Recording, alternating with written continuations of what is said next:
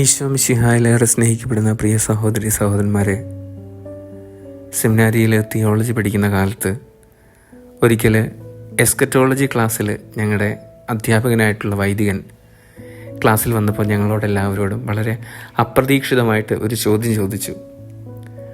അടുത്ത ആഴ്ച നിങ്ങൾ ഓരോരുത്തരും മരിച്ചു പോകും എന്ന് നിങ്ങളോട് ഒരു ഡോക്ടർ പറയുകയാണെങ്കിൽ ഈ സെമിനാരിയിലായിരിക്കുന്ന നിങ്ങൾ എന്തു ചെയ്യും?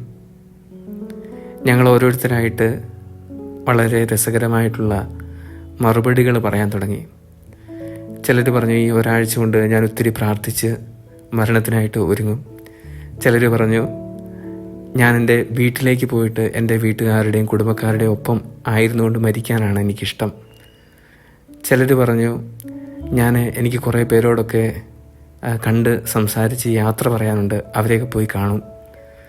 ഏതാനും ചിലർ പറഞ്ഞു, കുറച്ച് സ്ഥലങ്ങളൊക്കെ കാണാൻ പോകാനുണ്ട്, പോകേണ്ട സ്ഥലങ്ങളിലും കഴിക്കേണ്ട ആഹാരങ്ങളൊക്കെ കഴിച്ച് വളരെ സന്തോഷത്തോടുകൂടി ദൈവത്തിൻ്റെ അടുത്തേക്ക് പോകുന്നു.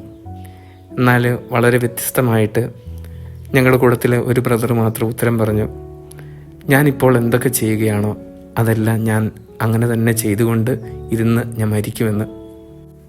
സ്നേഹമുള്ളവരെ, വിശുദ്ധ ലൂക്കായുടെ സുവിശേഷം 17-ാം അധ്യായം 26 മുതലുള്ള തിരുവചനങ്ങളാണ് തിരുസഭ ഇന്ന് നമുക്ക് ധ്യാന വിഷയമായിട്ട് തന്നിരിക്കുന്നത്. ദൈവരാജ്യം എപ്പോഴാണ് വരുന്നത് എന്ന ഫരിസേയരുടെ ചോദ്യത്തിന് ഉത്തരമായിട്ടാണ് ഈശോ ഇന്നത്തെ സുവിശേഷത്തിൽ നോഹയുടെയും ലോത്തിൻ്റെയും ജീവിതത്തിലുണ്ടായ അടയാളങ്ങളെ ഉദാഹരണമാക്കിക്കൊണ്ട് അവർക്ക് മറുപടി കൊടുക്കുന്നത്. അവിടെ നമ്മൾ കാണുന്നുണ്ട്, ഈശോ അവരോട് പറയുന്നത്, പുരമുകളിലായിരിക്കുന്നവൻ താഴേക്കിറങ്ങരുത്, വയലിലായിരിക്കുന്നവൻ തിരിഞ്ഞു നോക്കരുത്.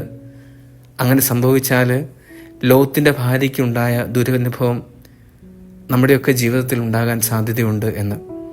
അപ്പോൾ അതുകൊണ്ട് കർത്താവിൻ്റെ രണ്ടാമത്തെ ആഗമനത്തിനായിട്ട് ഏത് സമയവും നമ്മൾ തയ്യാറായിക്കൊണ്ടിരിക്കുക എന്നതാണ് ഇന്നത്തെ സുവിശേഷത്തിലൂടെ ഈശോ നമ്മളെ പഠിപ്പിക്കുന്ന കാര്യം.